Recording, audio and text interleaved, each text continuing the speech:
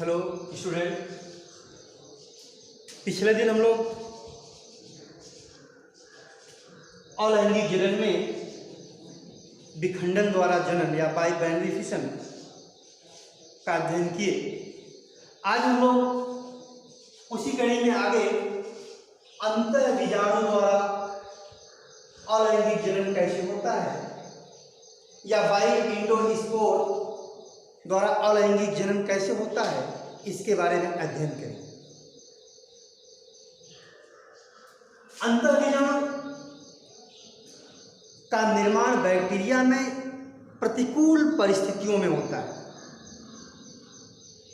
जब विपरीत और प्रतिकूल परिस्थितियां होती हैं तो जीवाणु अपने जीवन की रक्षा के लिए अंतःबीजाणु का निर्माण करता है। इसे बिना गुणन के जनन कहते हैं। Reproduction without multiplication.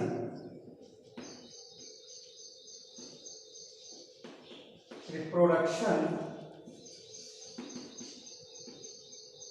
Without multiplication.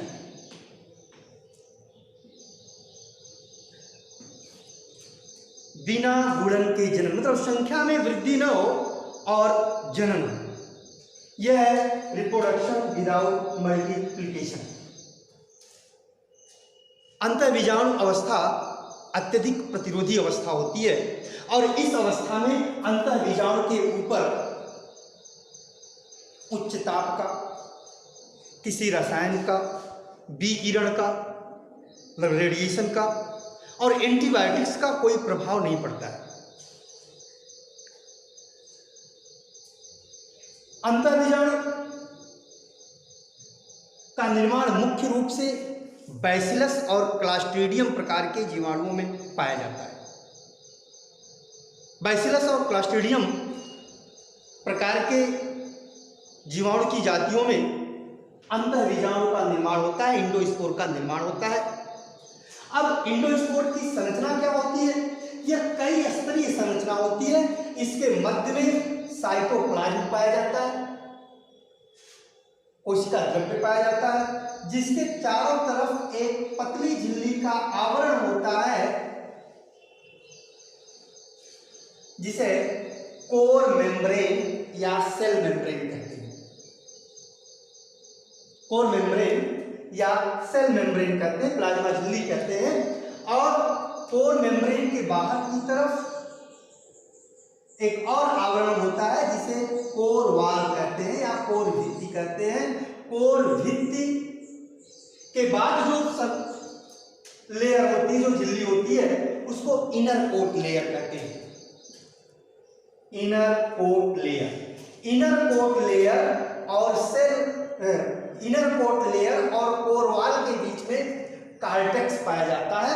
Cortex में कैल्शियम डाइपिकोलिनेट नामक रसायन पाया जाता है, जिसके कारण ही इंडोस्पोर में प्रतिरोधक क्षमता पाई जाती है।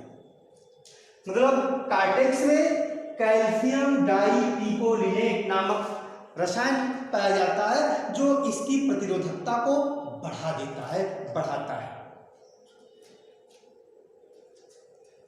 इनर कोट लेयर के बाहर आउटर कोट लेयर होता है और कुछ जीवाणुओं में आउटर कोट लेयर के बाहर भी एक कोमल और सॉफ्ट आवरण पाया जाता है जिसको इक्ज़ोस्पोरियम कहते हैं।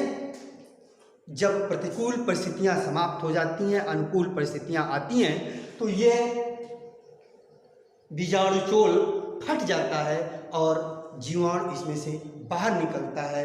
इस तरह से प्रतिकूल परिस्थितियों में जीवाणु अपने जीवन की सुरक्षा करता है। That's all.